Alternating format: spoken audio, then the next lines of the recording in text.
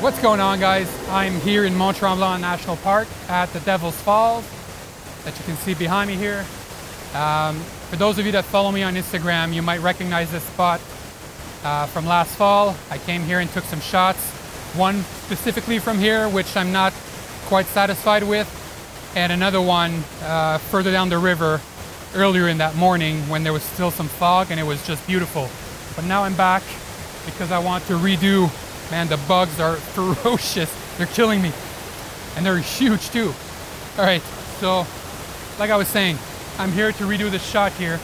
So let me walk you through the composition here. Now, mind you, this is 16 by 9 because I'm filming, but when I'm taking the picture, there'll be more at the bottom and at the top showing in the picture. So in the composition here, we have these rocks in the foreground that are really pointing, leading the eye towards the center of the frame.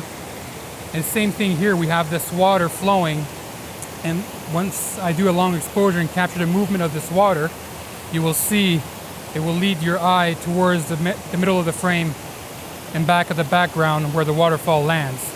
And obviously we got the waterfall there at the background, and we got some nice lush green trees. All right, so what I'm gonna need to do for this picture, the challenge is it's still too bright for me to get a slow enough shutter speed to get the motion blur that I want in the waterfall. So to accomplish this, what I'll need to do is stop down my aperture all the way down to f/22, which is not something you usually want to do, but since I don't have a filter kit that fits on the Nikon 40-24 2.8, the end is just too massive for the filter kit that I have. So I will have to use the f/22 aperture. And the reason why you don't usually want to do that is because you get light diffraction, which means once you get past f/16 usually, your image starts to get lose its sharpness. But since this is only for the water, I don't care because the water will be blurry from the motion blur. So I don't care if it's not sharp, it's not going to show. So what I will do is I will take that exposure at f/22 to get the perfect motion blur that I want. And I will use only the water from that image when I blended it with other pictures. And since I have a foreground, midground, and then background, I will have to focus stack this as well. Well, I'm hoping I don't, but I will take the shots in case I do need to focus stack later. And then the other problem is the dynamic range. Oh, Jesus.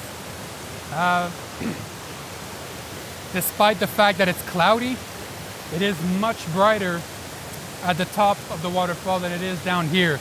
So I will have to probably take 2 exposures and blend them in later in Photoshop. All right, so I'm gonna stop talking now and I'm gonna take the shot.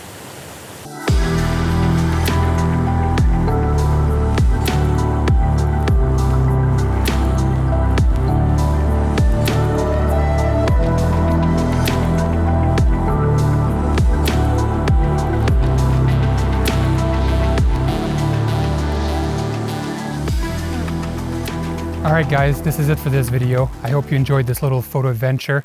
If you did, please give it a thumbs up and hit that subscribe button down there. I'll be very thankful. Now I need to go back to camp, eat food, and get away from these bugs because they are eating me alive. Alright, peace out guys. Yo, f***ing bugs.